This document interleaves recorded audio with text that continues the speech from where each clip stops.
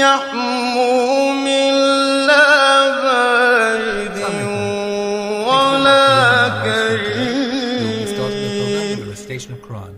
Let's welcome Salat ala Muhammad wa إنهم كانوا قبل ذلك مترفين وكانوا يصرون على الحنث العظيم. لأجرا غير ممنون وإنك لعلى خلق عظيم فستبصر ويبصرون بأيكم المفتون إن ربك هو أعلم بمن ضل عن سبيله وهو أعلم بالمهتدين فلا تطع المكذبين ودوا لو تدهن فيدهنون ولا تطع كل حلاف مهين هماز مشاء بنميم مناع للخير معتد أثيم عتل بعد ذلك زنيم أن كان ذا مال وبنين إذا تتلى عليه آياتنا قال أساطير الأولين سنسمه على الخرطوم إنا بلوناهم كما بلونا أصحاب الجنة إذ أقسموا ليصرمنها مصبحين ولا يستثنون فطاف عليها طائف من ربك وهم نائمون فأصبحت كالصريم فتنادوا مصبحين أن اغدوا على حرثكم إن كنتم صارمين فانطلقوا وهم يتخافتون ألا يدخلنها اليوم عليكم مسكين وغدوا على حرد قادرين فلما رأوها قالوا إنا لضالون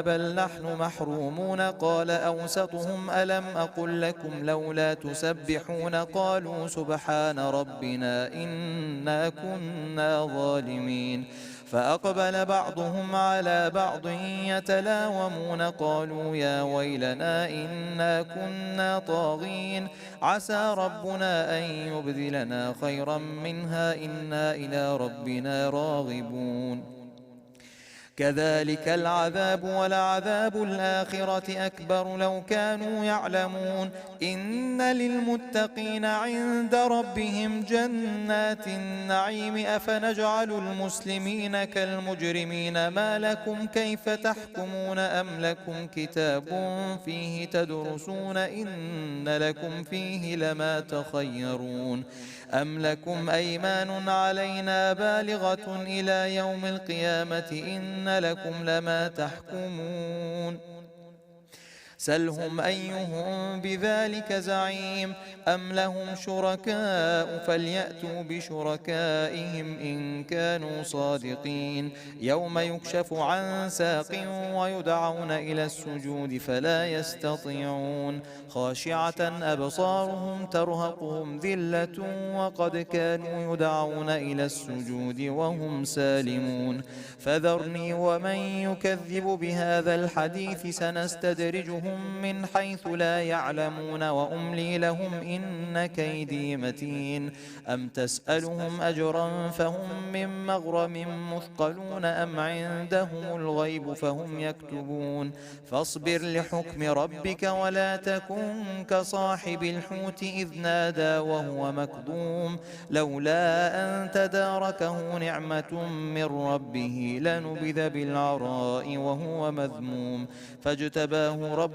فجعله من الصالحين وإن يكاد الذين كفروا ليزلقونك بأبصارهم لما سمعوا الذكر ويقولون إنه لمجنون وما هو إلا ذكر للعالمين صدق الله العلي العظيم.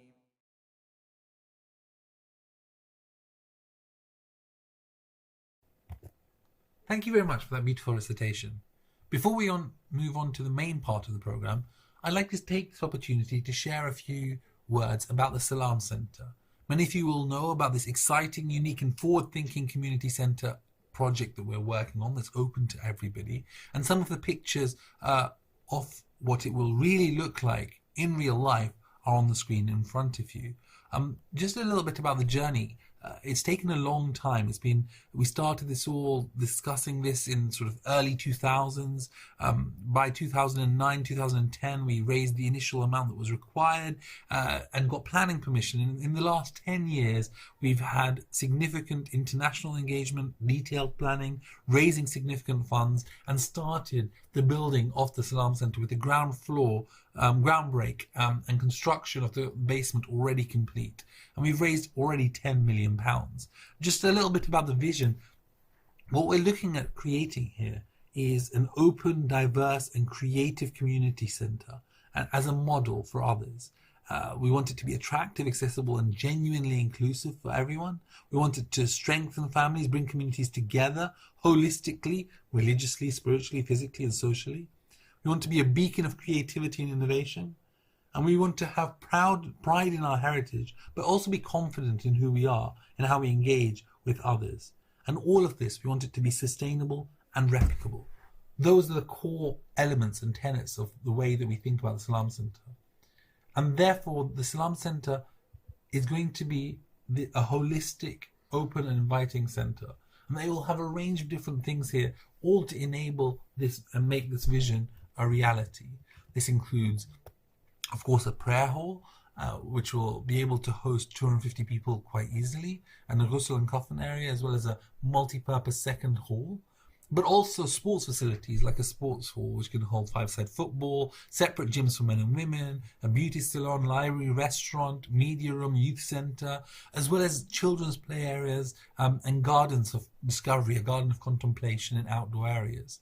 The idea is that this is a centre that is really holistic in the way it thinks about engaging with the wider society.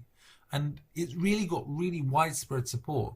You've got the top politicians in the area, whether it's the Mayor of London talking about him being excited about it being a beacon for the rest of the world, whether it's the local MP who talks about the vision being great and a fantastic asset for the area, whether it is top religious scholars like Ayatollah Sistani saying he congratulated us on this project, and Ayatollah Fadl Milani, who talked about the amazing projects that we're trying to do and the immense effort and the brilliant dream that we're trying to engage with, as well as local leaders in this area who are deeply impressed with the transformational work we're trying to do. But when it comes to what we need right now, the project is a large project. We've raised 10 million, there's 15 million pounds left. And of that remaining element, we have 9 million pounds covered from a bank loan, and we're really looking for £3 million urgently now. We're hoping to raise £500,000 from within the community and our supporters, and £2.5 million from patrons locally, nationally, and internationally. And as Prophet Muhammad ﷺ said, nothing shall ensure the welfare of your religion except generosity and good disposition. And we urge everybody who can to support this project. And you can see on this final slide, the salamcenter.com/donation is where you can donate. So please do donate. We look forward to hearing from you, and we hope that you can support and make this vision a reality.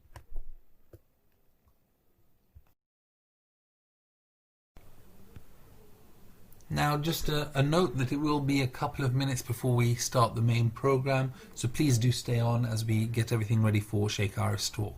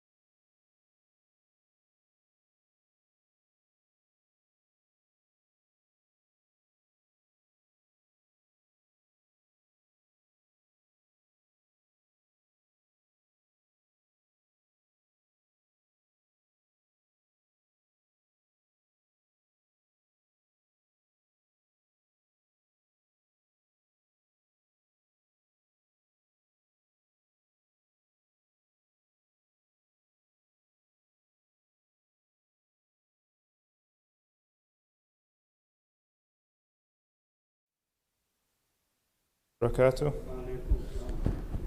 If I could please request, especially on the men's side, if we can come to the forward seats, please, so it helps with social distancing when the later people come in. Just again, gentle reminder that please exit one row at a time, sanitizers, and avoid gathering. Whilst in the center, Tabarruk will be at the back. Q&A, please go to shaykharf.com/live. Contactless donations at the back, or alternatively almahdi.edu/donate. Tonight's program is sponsored on behalf of the marhumin displayed on the TV screens. Please can we recite a Surah Fatiha for these and all other marhumins.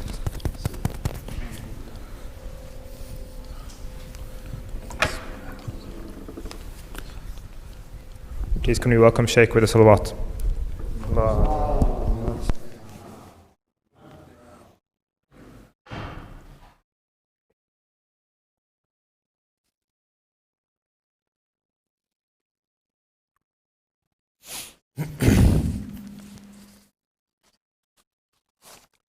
رحم الله من قرأ الفاتحة.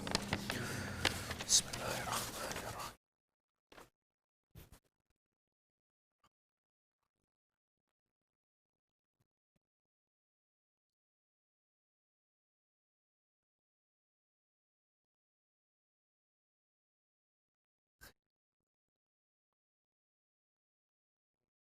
أعوذ بالله من الشيطان الرجيم. بسم الله الرحمن الرحيم. الحمد لله رب العالمين الذي هدانا لهذا وما كنا لنهتدي لولا أن هدانا الله والصلاة والسلام على أشرف الأنبياء والمرسلين شفيع ذنوبنا وطبيب نفوسنا وحبيب قلوبنا أبي القاسم محمد وآله الطيبين الطاهرين المعصومين المظلومين وأصحابه المنتجبين ومن تبعهم بإحسان إلى قيام يوم الدين. بسم الله الرحمن الرحيم. رب اشرح لي صدري ويسر لي أمري واحلل عقدة من لساني يفقه قولي. أما بعد، السلام عليكم جميعا ورحمة الله وبركاته. أعظم الله أجورنا وأجوركم بمسابنا بأبي عبد الله الحسين عليه الصلاة والسلام. There is a distinction that we need to make between what we understand by the term humanity and what we understand by the term humanness. Whereas humanity is connotated very positively. All the aspirations that are within us as human beings as to where we belong, where we need to arrive at in the full glory of our human nobility, the perfections that we need to reach at, or those states that await the arrival of human beings too. And state in which there aren't any deficiencies or any lacks or flaws. And that's why we say our humanity dictates. Imam Hussein pointed out that your humanity dictates that you ought to be noble creatures, that you cannot stoop below a certain point of expectations from you. Whereas the term humanness means what we are at present in our animal constitution, how we are interacting with the body and the bodily. If we look at the Quran very carefully, it does appear as if we are being far nobler than what we think we are. And we have awoken within the animal kingdom. As we recited just now in Surah Al-Waqi'ah, وَنُنْشِئُكُمْ فِي مَا لَا تَعْلَمُونَ. If we wanted, we would change your example and cause you to be raised in something that you do not know. And another verse says, if we want, we will make malaika or angels, minkum yakhlufun, who will be the inheritors after you. And then another verse says, had we sent an angel down, we would have made him into a man, and we would have made him clothed in the way that you garment and fashion yourselves, i.e. in a bodily constitution. It seems that our reality is a noble reality. At present, we are awakening within a human constitution as a part of the animal kingdom. And here then begins the whole motion and the journey for us to get back to our glorious state. Maybe not to reclaim our former glorious state from which we have fallen, but the glorious state that potentially awaits us through the struggles of the body. How we struggle through the body and how we direct ourselves determines how we grow wonderfully in the image of the beloved author of ours. It is here that we find that religion is very, very relevant. Religion gives us a beautiful direction. What is religion? If we analyze religion carefully, it is not do's and don'ts. The do's and don'ts are for the body, in order to regulate the body so that the inner being may take birth and may emerge gloriously.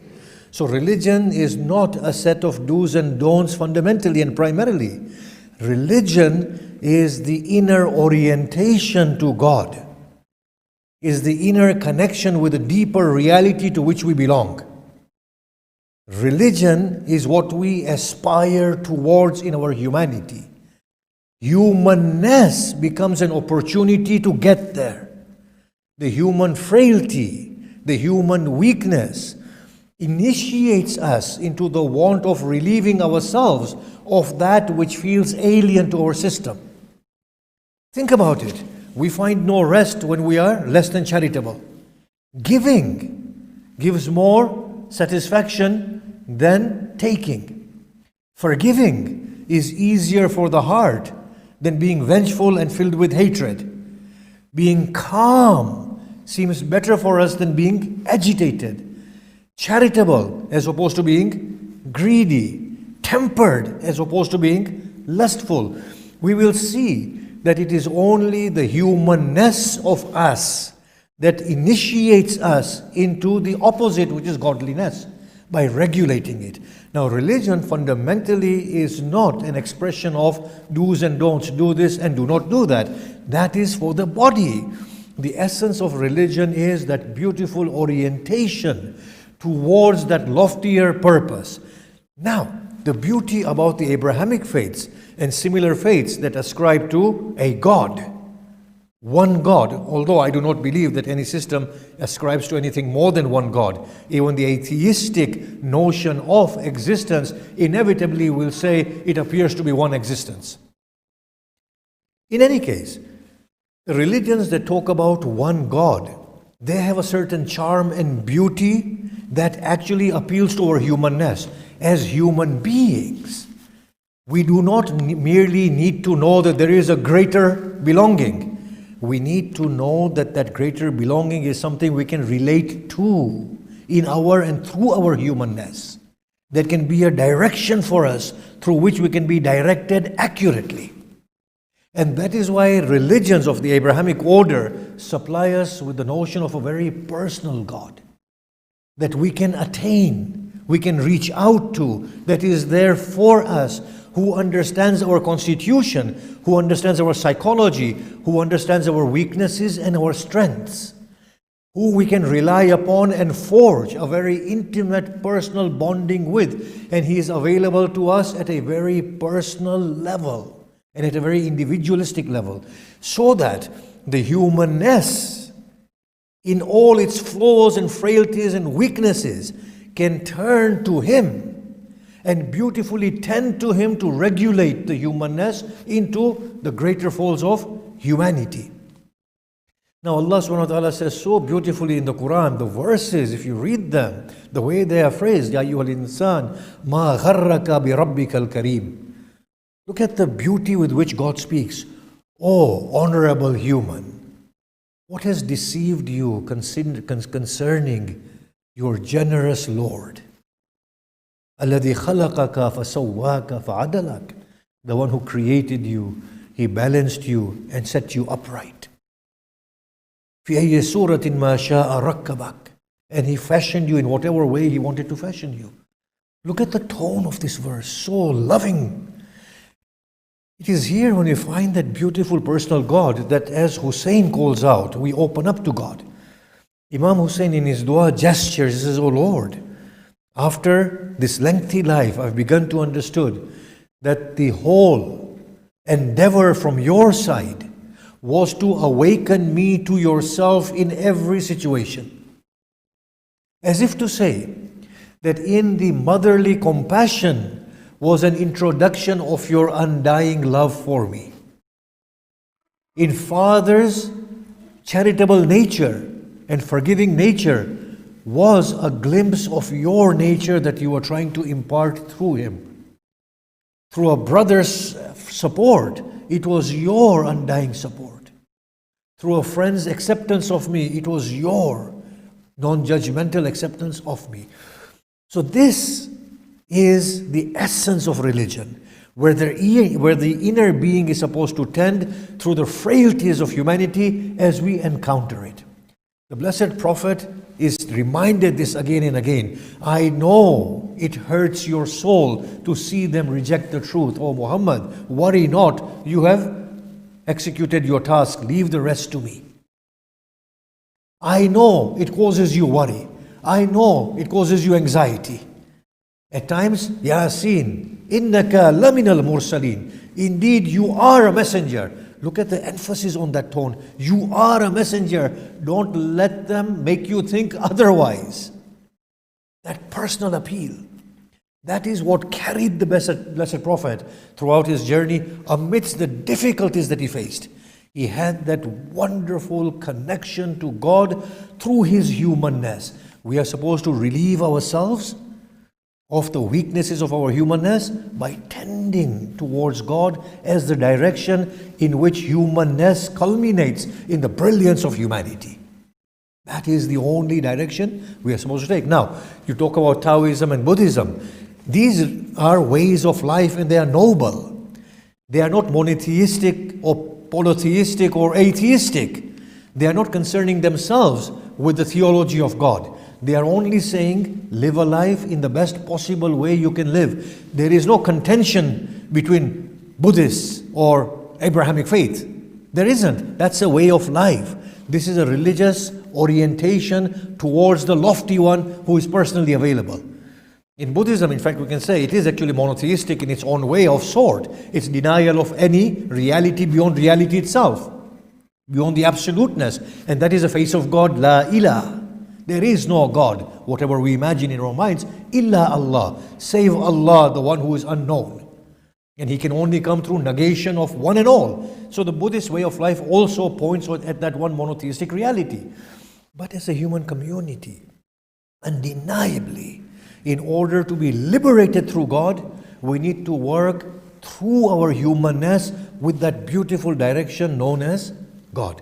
So now, when we look at this more accurately, we will see that the inner world is the world that really matters.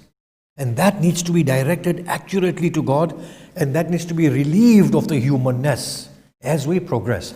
Now, let's pause here and give an example that I've been asked to clarify. Ibrahim Salamullah alayhi took his son Ismail to the slaughter. Now, the question arises, how can God instill within Ibrahim's mind to slaughter his son? It's a relevant question. What sort of a God are you? How can you put an old man to test like this? It just shows the full-scale failure of the community and the theologians in understanding the Quran and the communication of God. It just shows the full-scale failure. Where does it say in the Quran that Allah said to Ibrahim, slaughter your son? Where does it say? Inni ara fil manam anni adbahuk. He says, oh child, I see in my dream that I am slaughtering you. I am seeing I am slaughtering you. He didn't say God has told me to slaughter you. Does it? No. And then why would he see such an absurd thing of slaughtering his child? Why didn't he see going with his son to McDonald's? Because McDonald's did not exist. No, I'm making a point here. Maulana is making a serious point. Salawat. When I give an example, listen to it carefully. I'm not saying anything in jest here, okay? Sorry. Why didn't he see McDonald's? Because McDonald's did not exist. Why did he see himself slaughtering his son? Because that was a practice common in that era. You can only dream in accordance with what is available within your context. Have you not seen this? A caveman will never dream of flying inside a plane because planes do not exist at that time. We can never dream of intergalactic travel. I mean, I know I'm very imaginative, but that's only because sci-fi is out there. But in a future world, the things that will happen, we cannot dream about them now because they are not living realities. Hazrat Ibrahim can only dream in accordance with what his context has to offer to him. Now let's analyze this. Ibrahim, through his humanness, is reaching out to God. In his humanness, he is given a son. He hasn't had the opportunity of experiencing the love of having a child. For the first time in his life, he has experienced the touch of love of an offspring. In his humanness, he is overly involved with his child. Now, he begins to find a bit of a compromise with his relationship and love with his God. When he feels that compromise, he feels himself overly loving to his child. I do not know if you can relate to this, but the women for sure will relate here. That when they feel excessive love, they stop themselves. Excessive love for their children or for their spouses, they stop themselves. They say, least a bad omen befalls us. Because this level of happiness is wrong to have. They will not allow themselves to feel that level of happiness for the fear of it being taken away. Yeah? This is our humanness. Ibrahim, in his humanness, felt such depth of love for his son Ismail that he felt he is compromising his relationship with his God. That was prodding away at him, nagging away at him. And his humanness reflects that in his dream. Slaughter your son. He brings his child, places the dagger upon his neck. What does Allah do? Allah saves Ismail. That is the job of God, to give life, not to take life. Why would God tell him to go and kill his son and bring an old man to that level? It was his humanness that prompted him to reach out to God, but it was transmitted in that way, and he was so sincere that obviously Allah intervened and saved him. Now, if the humanness is the means towards going to Allah subhanahu wa ta'ala, then it is here that we have prescribed devotions within our faith. That these are the prescribed devotions. Now, there are certain things that we need to understand about prescribed devotions. The Blessed Prophet, he came, he reformed a barbaric community from their monstrosities and monstrous practices to a level where they resembled angelic beings. When that man says something, take it seriously.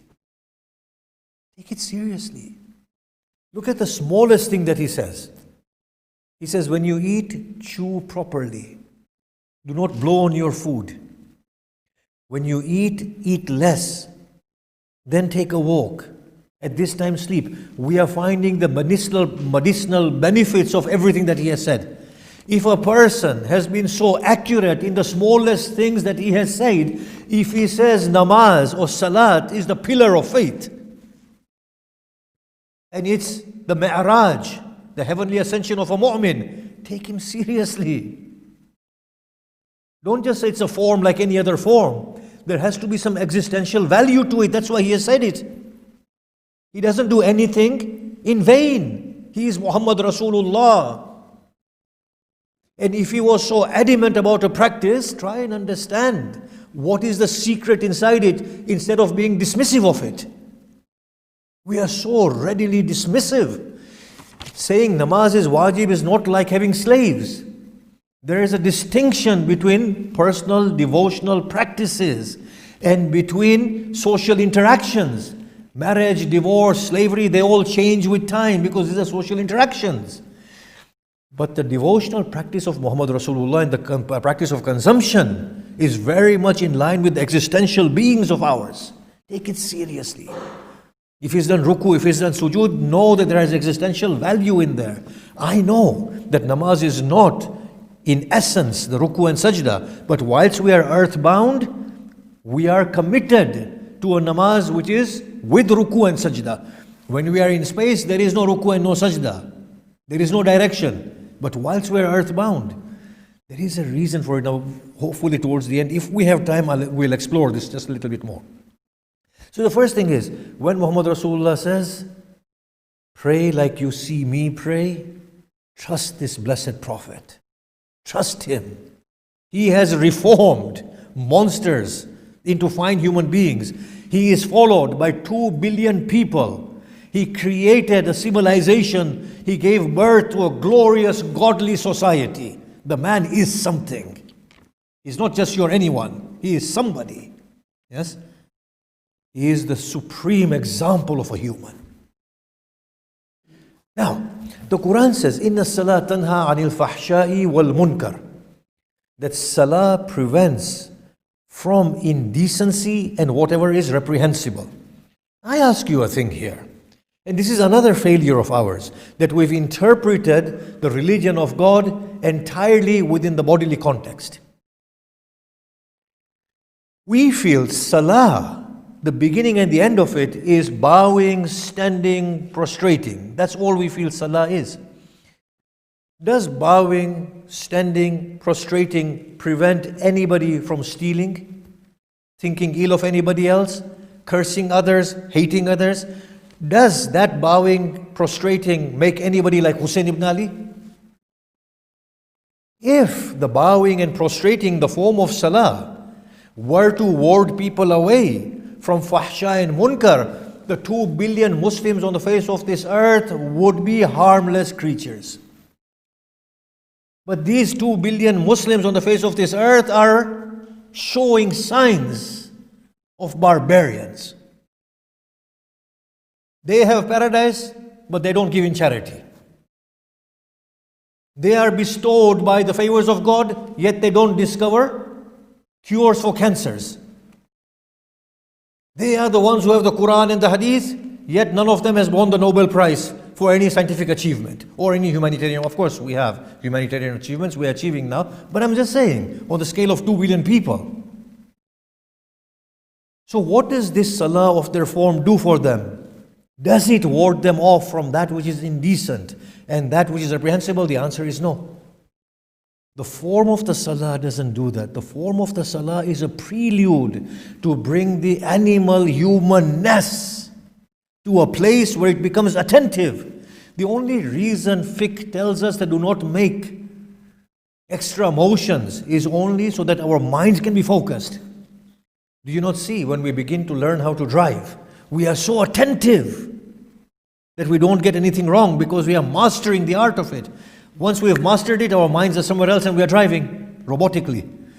This is what happens with our devotional practice. The fiqh part of it was only there to regulate the body so that the mind can be attentive at that point. What reforms the inner being in salah, what prevents from fahsha and munkar, is the inner connection with the beloved. Is the inner human beyond the body tending to Allah subhanahu wa ta'ala. So salah is not prescribed for the outer motions, it is prescribed for the inner motion. Salah etymologically means to connect, a deep connection. The people of Saqar, the blazing fire, are asked, Ma salakakum fis saqar? What has driven you to the pits of hell? قَالُوا لَمْ نَكُوا مِنَ الْمُصَلِّينَ. In our worldly lives, we were not of those who established salah. Now that is the inner salah that they are talking about. But the Arabs did used to have a form in which they used to bow and they used to prostrate. لَمْ نَكُوا مِنَ الْمُصَلِّينَ. The real salah that they are talking about here is that inner connection with God. وَلَمْ نَكُوا نُطْعِمُ الْمِسْكِينَ. And we did not feed the poor.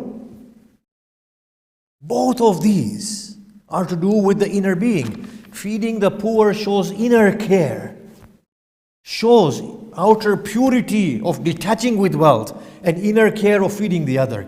It's igniting the inner being.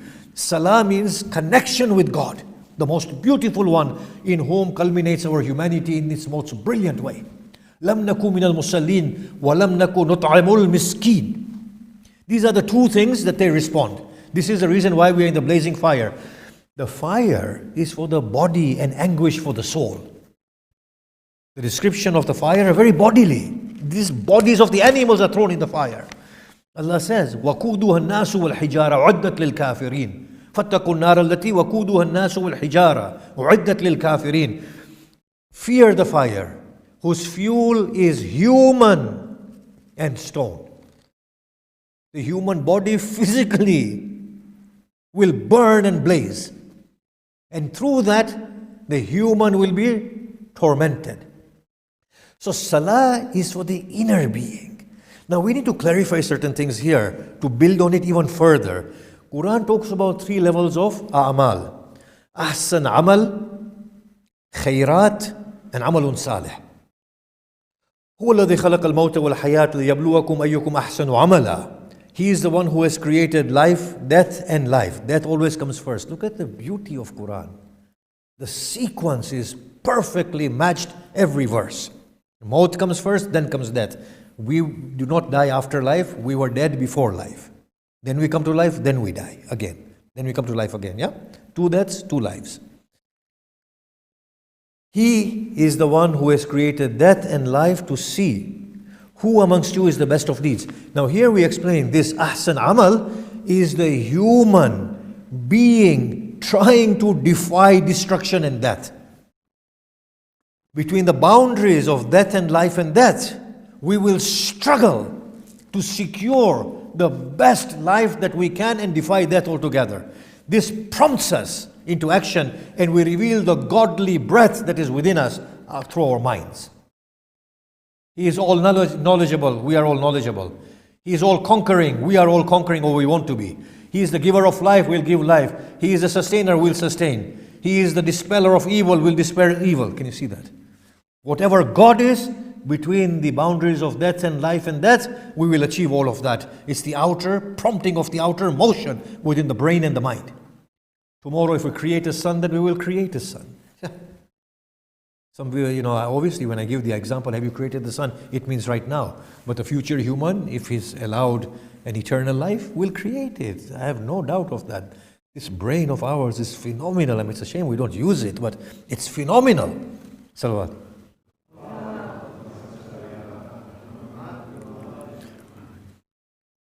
So this is ahsan amal. Then we have khairat. Now phenomenal. Look at the verses. Allah Ta'ala talks about the different Abrahamic faith communities. Yes? I call them Abrahamic. The Quran does not call some of them Abrahamic. But they are all subsumed within Abraham, the great monotheist. Every religion, from what I've understood, that is current is from Abraham, salamullah alayh. Whether old ancient religions or new mutations of the ancient religions, like Sikhism, they are all going towards Abraham in their entirety. There is nothing other than Abraham, the father. And Allah says, Inni ja'iluka linnasi imama. I'm making you an imam for mankind. At that point, Ibrahim only had a little community of people with him, his family. So what does this verse mean? Ja'iluka linnasi imama. I've made you an imam for mankind. Today, Ibrahim is the only imam for mankind. Think about it.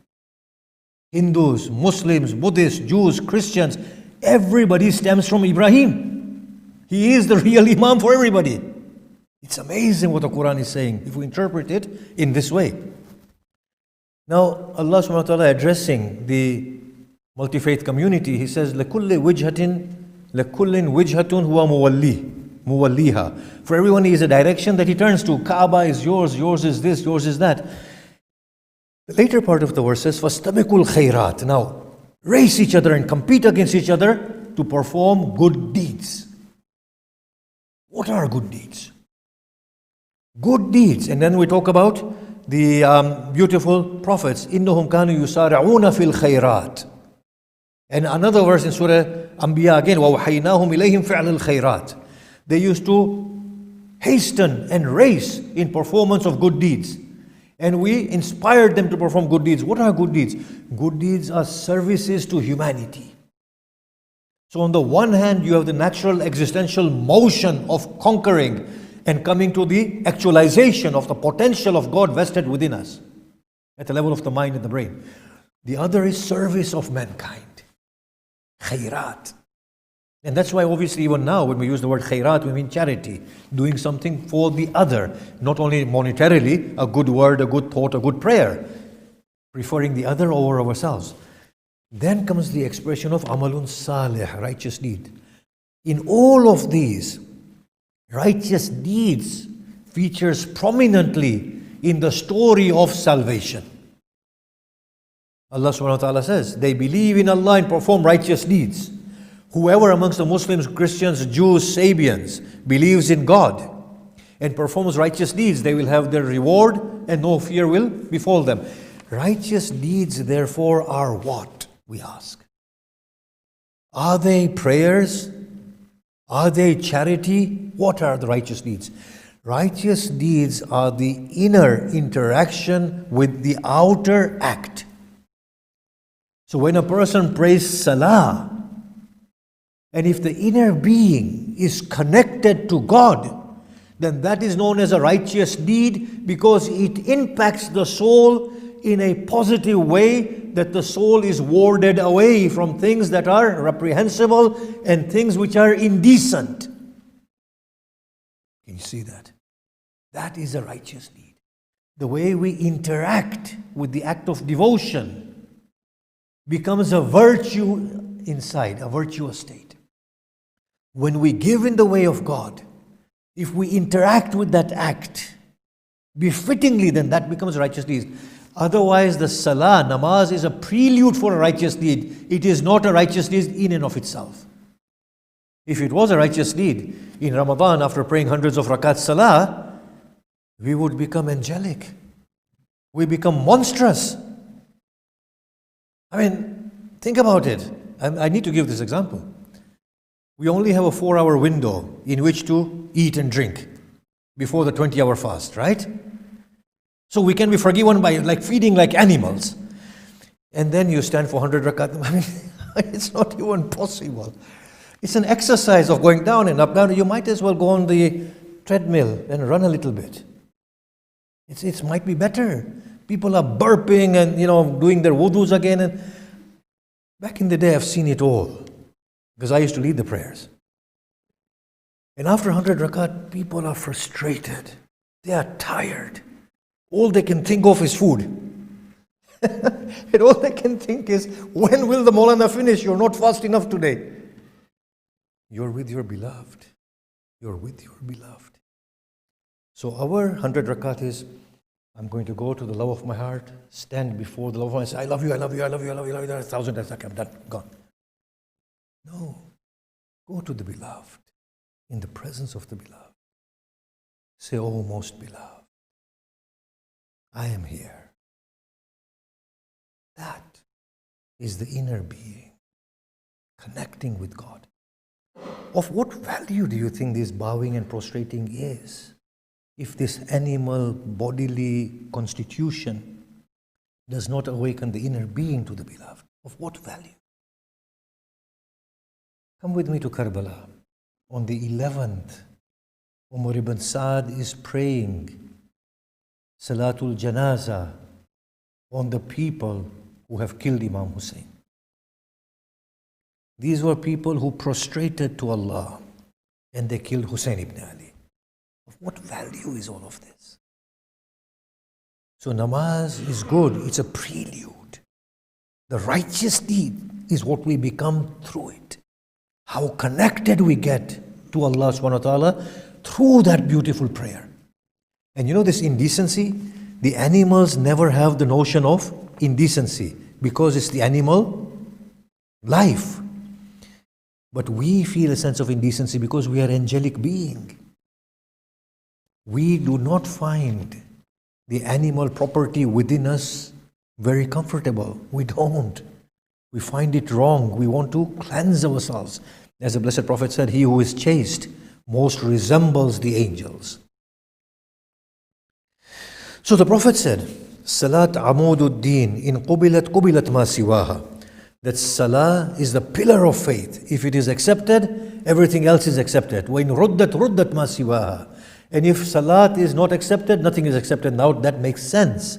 That if you are connected with God, everything else is accepted.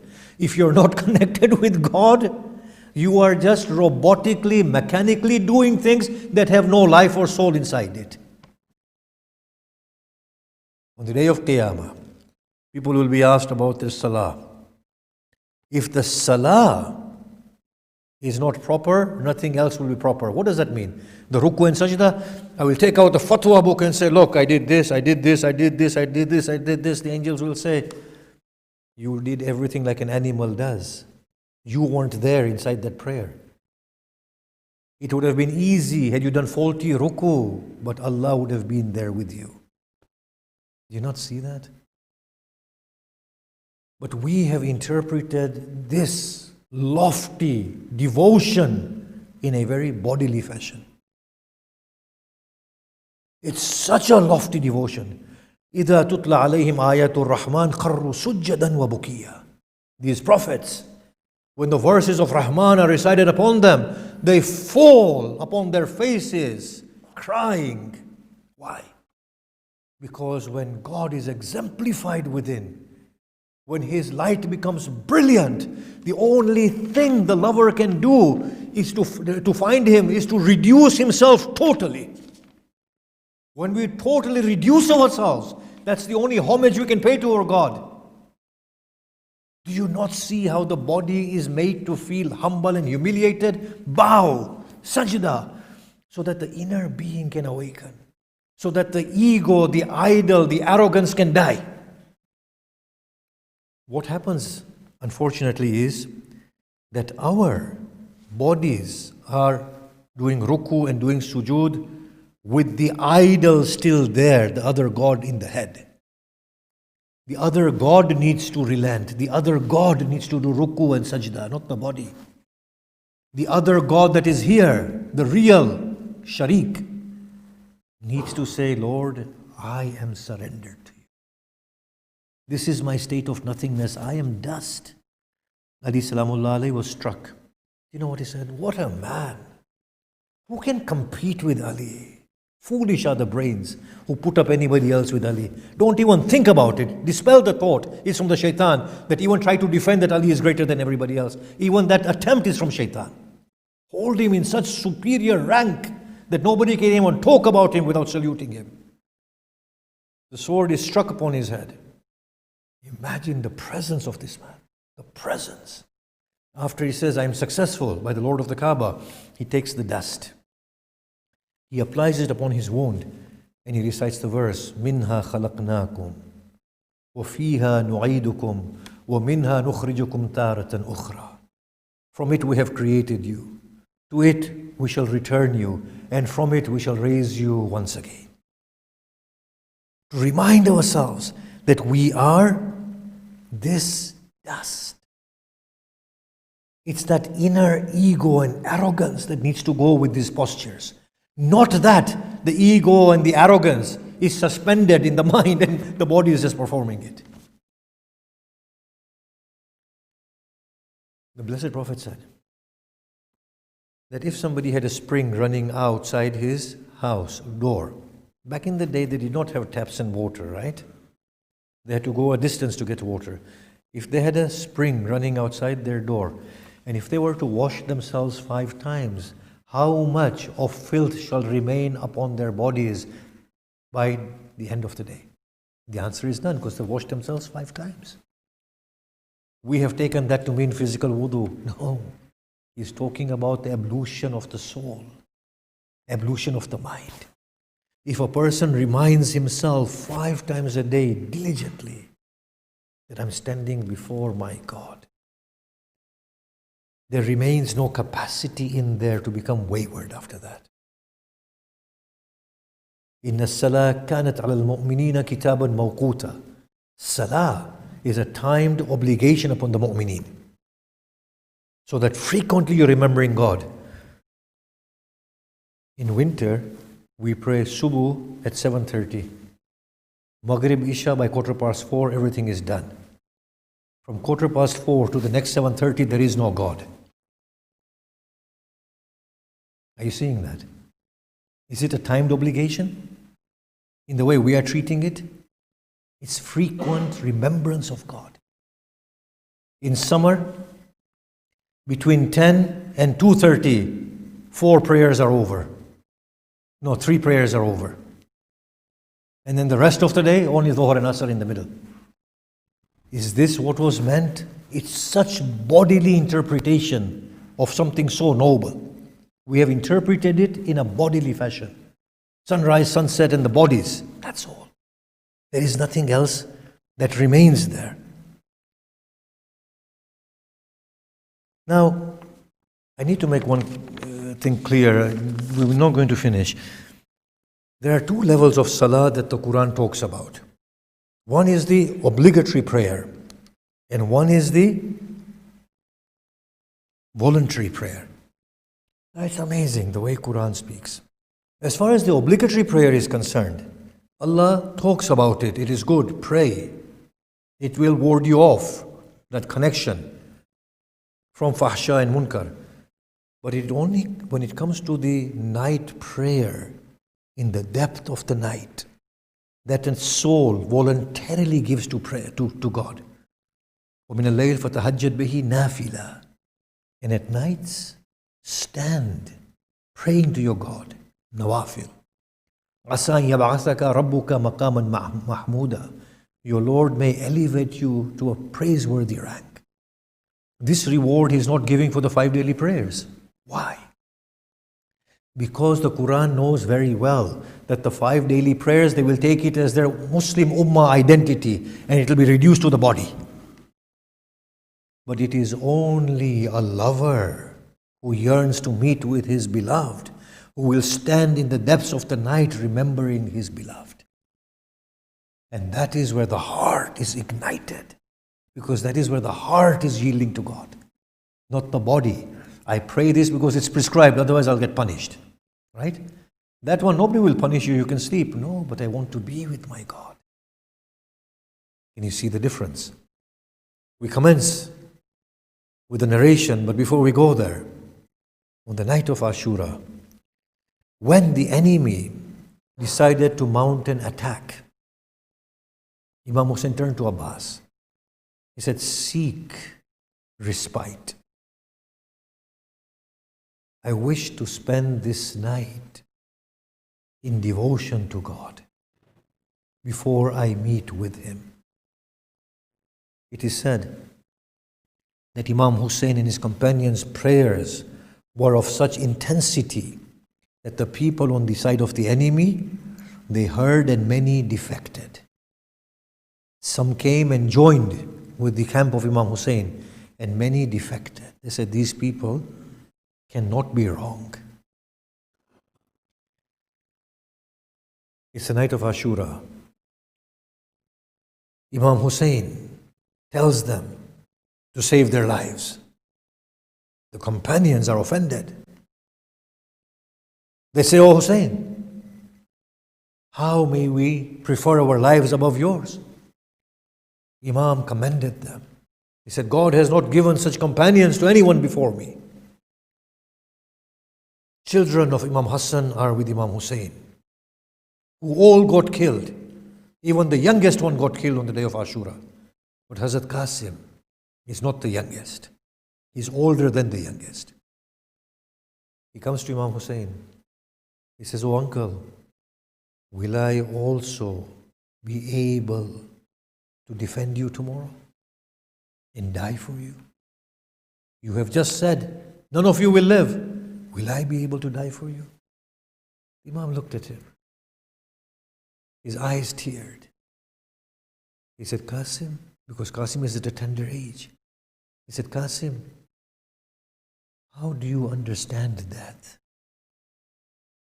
He said, "Oh uncle, sweeter than honey if it be for you." Imam embraced him. It is the day of Ashura. Single combat has commenced. Akbar has given his life. The sons of Imam Hassan, the sons of Muslim, Ibn Aqil, they have given their lives. Qasim comes to Imam Hussain. Imam Hussain looks at Qasim and weeps uncontrollably. He says, uncle, allow me. Imam Hussein embraces him and then saddles him. Then he cuts Qasim's turban in two, places one piece upon his chest and shoulder, and another one he ties around his head. And the end of it he places upon his face and let it roll upon his back. He sends Qasim off. Hussein and Abbas stand on top of a hill. Hamid ibn Muslim says, I saw Qasim coming.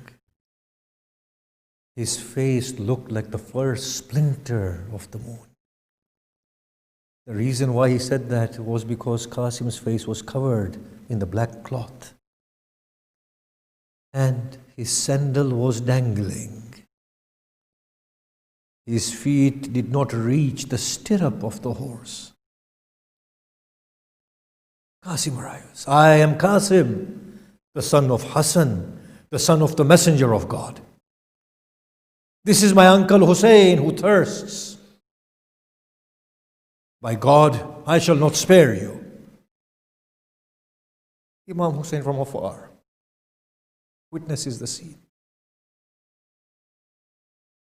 Umar ibn Sa'd says to Azraq, a renowned warrior, Azraq, finish him off. Azraq says, Umar, it's an insult for me, let my son go. As Azraq's son, another renowned warrior, comes into the battlefield, Hussein inadvertently looks towards the skies. He says, Oh Allah, my Qasim is a giant. Give him victory. Qasim puts him to death. He sends another one of his sons. Qasim kills all four. In a rage, Azraq advances into the battlefield. Hussein again pleads with Allah, oh Allah, my Qasim is thirsty. Grant him victory. Qasim puts Azraq to death. The enemies begin to surround Qasim. As they're striking him, Omar Azadi comes from behind, strikes on the blessed head of Qasim. Qasim's head splits open. As he arrives upon the dust, Imam Hussein from afar descends like a raging lion behind the assassin of Qasim. As the companions of Azraq try to come and save him, Qasim's body gets trampled upon. Hamid ibn Muslim says, Qasim was crying out, Oh uncle, come to my aid, come to my aid. Hamid ibn Muslim says, when Hussein arrives at Qasim's body, I do not see anything but the dust raised by the hooves of the raging animals. All I hear are the cries of Hussein. Oh child, you called unto me, but I arrived not. When the dust settled, I saw Hussein's face upon the chest of Qasim as Qasim rubbed his heel. Qasim breathed his last. Hussein took the body of Qasim into his arms. The state of his body was such that the chest was in Hussein's arms, but the feet of Qasim were dragging against the dust of Karbala. Hussein brings Qasim's body and puts it next to Akbar's body. Then he puts his one hand upon Akbar's chest and another on Qasim's chest. Then looks towards the heavens and cries out, Oh Allah, I have lost my children. Matam Hussein. Hussein, Ya Hussein, Ya Hussein, Ya Hussein, Ya Hussein. Hai hai Qasim, hai Qasim, hai hai Qasim. मौला की सदा गूंजी ऐ मेरे जवा कासिम मौला की صدا گونجی اے میرے جواں قاسم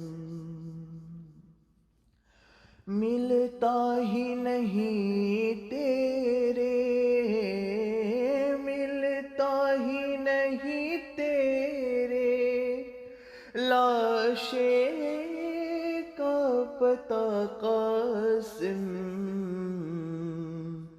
مولا کی صدا گونجی اے میرے جواں قاسم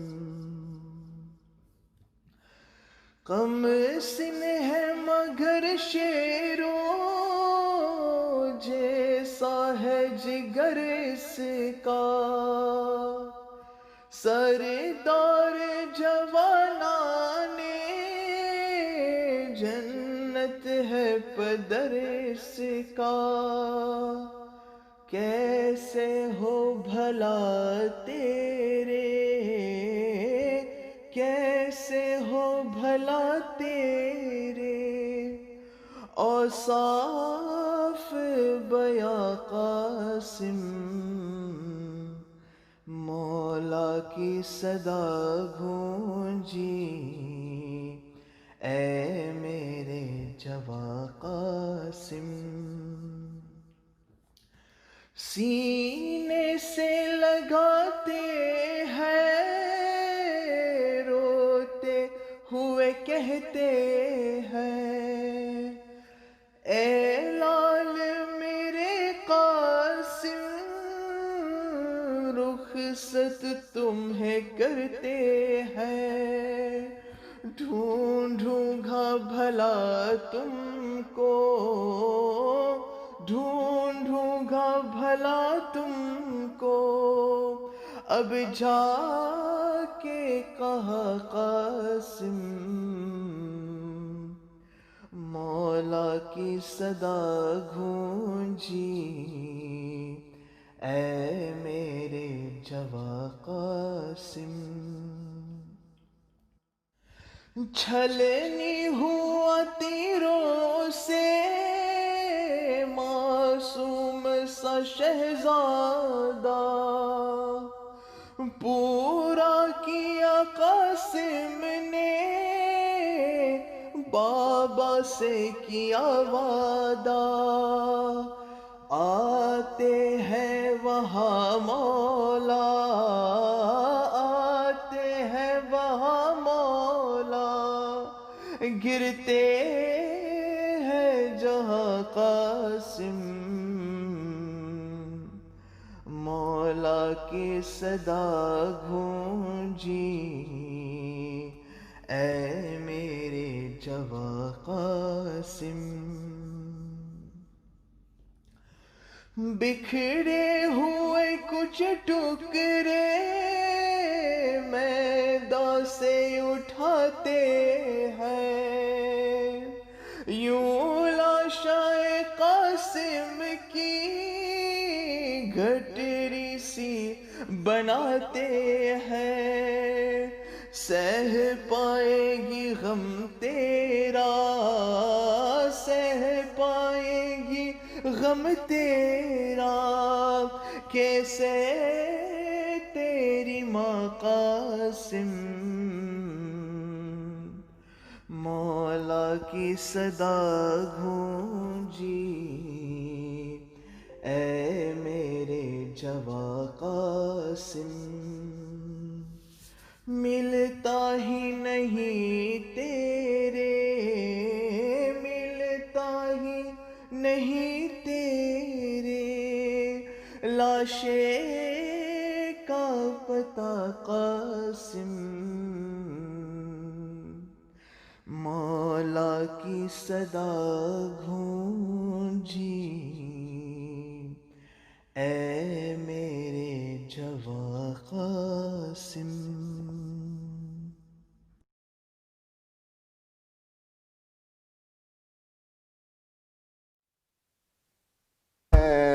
میرے قاسم کا سرا پایا بول شبیر लिए run में रो कर मेरे कासिम का सरा पाया। टुकड़े टुकड़े है हसन का दिल भर मेरे कासिम का जरा पाया। मैं बुला सकता नहीं वो मंजर जबकि शबर का जनाजा निकला सामने नाना के रोजे पे जब तीर खींचा वो मैं लाशा निकला। आओ भाई जरा देखो आकर मेरे कासिम का सरा पाया। बोले शबीर ये रन में रोकर मेरे कासिम का सरा पाया। टुकड़े टुकड़े है हसन का दिल भर मेरे कासिम का सरा पाया।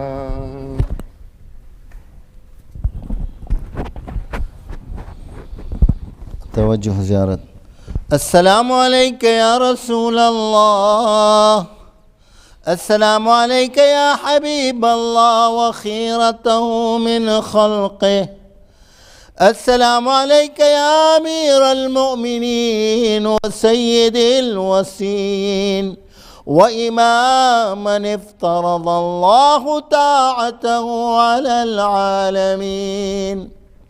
अस्सलामु अलैकी या फातिमत अज़्ज़हरा सय्यदती निसाइल आलमीन।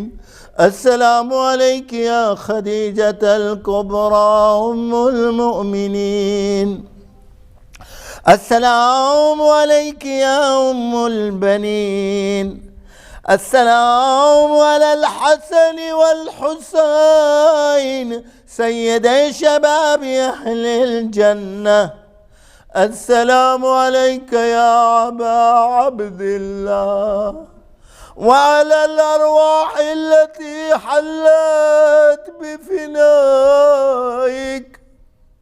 अलैका मिन्नी सलामुल्लाहि अबदन मा बक़ीतु व बक़ियल लैलु वन नहार वला जअलहुल्लाहु आखिरल अहद मिन्नी लिज़ियारतिकुम। अस्सलामु अलल हुसैन व अला अहली इब्निल हुसैन व अला औलादिल हुसैन व अला अस्हाबिल हुसैन व अला अखीका अबल फज़लिल अब्बास इब्न अमीरिल मुअमिनीन व उख्तिका ज़ैनबिल हौरा उम्मुल मसाइब व उम्म कुलथूम व बिन्तिका सकीना व रहमतुल्लाहि व बरकातुहु। अस्सलामु अलैका या ज़ैनुल आबिदीन सय्यिदुस साजिदीन। अस्सलामु अलैका या बाक़िरल मिन नबिय्यिन अल-अव्वलीन वल आखिरीन।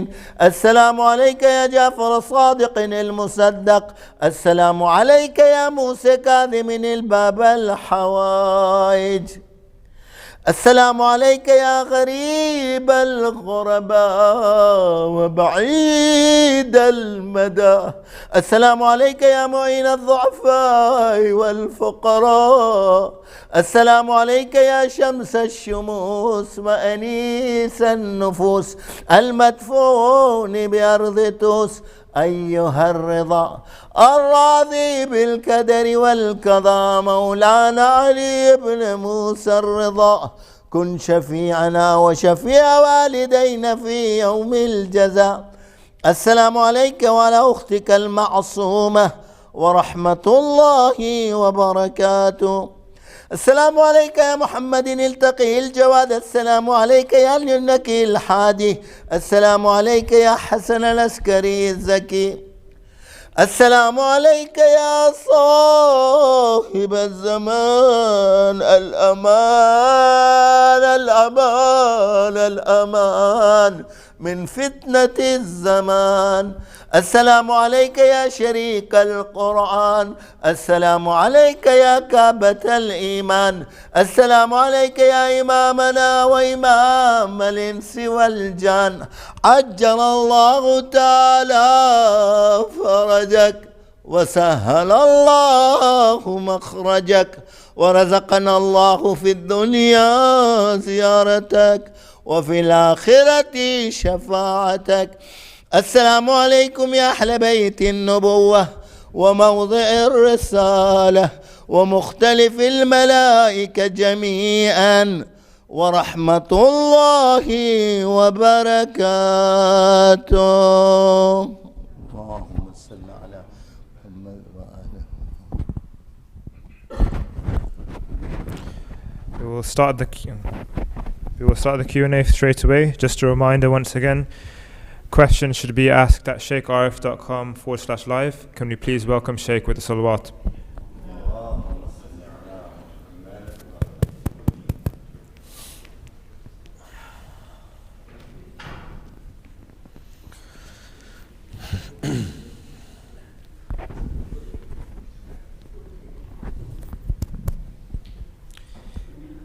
How does one become a devotee to God in real manners, still carry on with life's challenges? Did I understand how do you become a devotee of God in the midst of the challenges of life? Yep, correct. Yeah. Yes. Okay. The challenges of life are the ideal opportunity in order to turn to God meaningfully. So when we are in pain, we need to remember God. So the first thing we say to Allah subhanahu wa ta'ala is that I thank you for the opportunity to feel this pain. Secondly, I thank you for being dignified during this pain. Thirdly, I ask you to remove this pain. Fourthly, allow me to trust you to know that this pain is good for me if you have destined it. And finally, if you have not chosen to remove this pain, then allow me to embrace it and accept it wholesomely, whether it's physical or psychological. The salutation of Bibi Fatima says, that she was the one who was tried before she was created. Does this mean that we were tried before and have responsibility accordingly? Now, I'm going to discuss this in two ways. First is that this ziyarat in itself may not be authentic. That's the first thing. The second thing is that the Quran does gesture at a life prior to the one here. And then there is certain literature, religious literature, that does indicate that the souls were genuine in a previous state of existence, and some were quite hypocritical. Yes? So religious literature gestures at these things. Now, the Prophet said, Kuntu Nabiyan wa Adam bayna ma wa teen. I was a prophet whilst Adam's physical being was not even constructed. His water and dust was not mixed together to make a clay. And at that point, God also says, then I took the oath of all the prophets that when my prophet comes to you, it wasn't in this life, we know that. So it is in a life before this life. So yes, even though the ziyarah might not be authentic, I would say that the meaning of this ziyarah makes sense to me. That certain souls, due to their caliber that they've displayed here, they may have undergone some test over there that has made them such eligible creatures. For me, that makes sense. If everything points to one God, why the need for taking an identity of Islam? Why the need to? Take an identity such as Islam. The body, as we will discuss in tomorrow, day after tomorrow, the body is confined. It is identified through its confines. Then in addition with cultures, with nationalities, so on and so forth. These are bodily properties. And due to the bodily property, as we are in the process of growing up, we are in different classes, different locations, we associate most aptly with those things. And that's why we have one religion as Christianity, another one is Judaism, another one is Islam, so on and so forth, because different regions have been operating differently. But the essence of all religion is one and the same, as Quran makes it very clear, and I discussed this 2 years ago in the Canadian talks, and the book will be out hopefully by the end of this year, that talks about one singular religion that has been packaged differently. However, in the talk, not tomorrow, day after, if Allah so allows and wishes, we will discuss that the inevitable and the ultimate destiny for mankind is to become one human existence, beyond color, beyond ethnicity, beyond gender, and beyond religion. And Allah gestures at this again and again in the verse of of the verses talking about His house in Makkah. أَوَّلَ بَيْتٍ وُضِعَ لِلنَّاسِ, the first house placed for mankind. مَثَابَةً لِلنَّاسِ وَأَمْنًا, a place of retreat for mankind and refuge. So these verses, if analyzed, they are talking about the Kaaba as being one place for the entirety of mankind. So the destiny of mankind is to grow. So it's like, as I said, I've explained it 2 years ago, it will be in the book. Children grow up, in their innocence, they don't understand distinctions. Male, female, black, white, rich, poor, they don't. Then they become extremely confined in the bodily restrictions. Well, no, I'm a male. I'm a Muslim. I'm rich. I'm of this standard, so on and so forth. I'm British. And as they progress further, they begin to shed their limitations. But beyond the skin is the red substance that flows in all of us. Beyond the body is a heart that feels pain and joy. Beyond all of this is a supreme level of humanity. Beyond all of this is our human nobility. So even in our individual lives, we naturally progress to shed all these limitations and arrive at that beautiful, glorious existence of humanity that reflects godliness. So religions, in the way we have understood, are like bodily wrappers. They are going to push us to that one godly religion where we belong. And their champion are Muhammad, Salamullah alayhi, and Isa, and Musa, and Nuh, and Ibrahim. But we'll begin to see, at that point, it was the same story that's culminated in Mahdi and Isa when they come, for example. May I ask for more references, Quranic or from the Ahlul Bayt, about prior existence? About? Prior existence. Well, the Quranic verses, obviously, somebody will have to write these things down. But from the Quran, لَقَدْ أَرَضْنَا أَمَانَتَنَا عَلَى السَّمَاوَاتِ وَالْأَرْضِ وَالْجِبَالِ. We gave our trust to the heavens and the earth and the mountains. They refused. Humans took it on. وَإِذْ أَخَذَ رَبُّكَ مِنْ بَنِي آدَمٍ مِنْ ظُهُورِهِمْ ذُرِّيَّتَهُمْ وَأَشْهَدَهُمْ عَلَى أَنفُسِهِمْ أَلَسْتُ بِرَبِّكُمْ. And when your Lord took the oath from the children of Adam, from their loins, and made them a witness, am I not your Lord? كُنْتُمْ أَمْوَاتًا فَأَحْيَاكُمْ. You were dead and we brought you to life. You were, but you were dead. Can you see that? All these verses gesture. وَإِذْ أَخَذَ رَبُّكَ مِنْ نَبِيِّينَ. And when your Lord took an oath from all the prophets that when my messenger comes to you, where was this? أَلَمْ عَاهَدْ إِلَيْكُمْ يَا بَنِي آدَمَ أَنْ لَا تَعْبُدُوا الشَّيْطَانَ. I feel like Zakir Naik right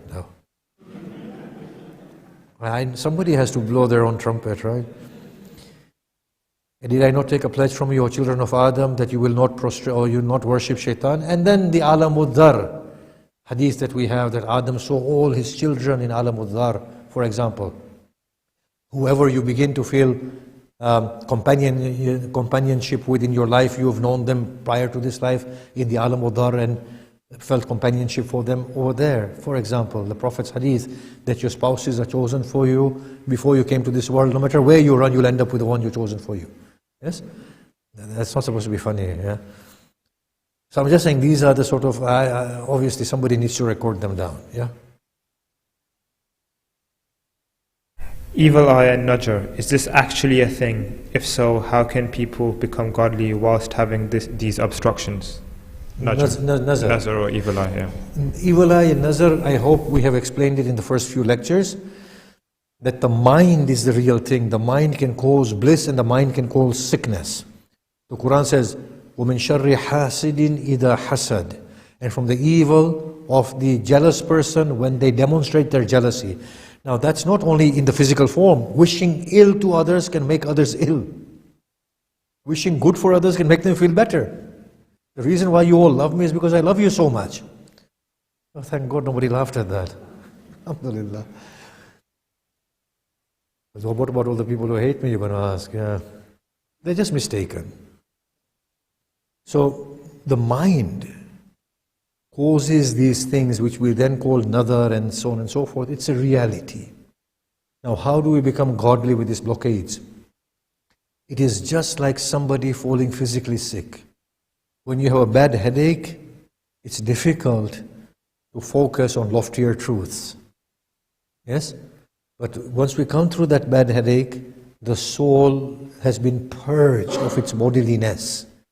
So when people suffering in this way, when they are coming through it, their souls are purged naturally.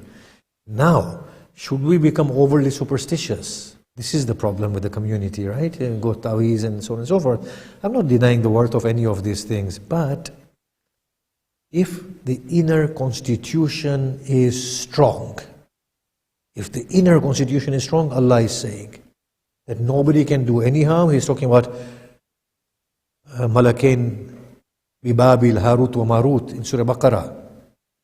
And they were teaching people how to separate a man from his wife, and Allah said they can't do any harm save by the consent of God.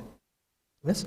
Now, the attitude should be, oh Allah, give me inner strength to overcome this through you. But if you have indeed willed it, then let me not struggle against it and allow it to flow through me. Now, it's not as simple as this. People do have problems, psychological problems, depression, and it's just to do with the bodily constitution. Depressions and people who are psychopathic, it's nothing to do with them. This is a topic on which we need to have many more discussions.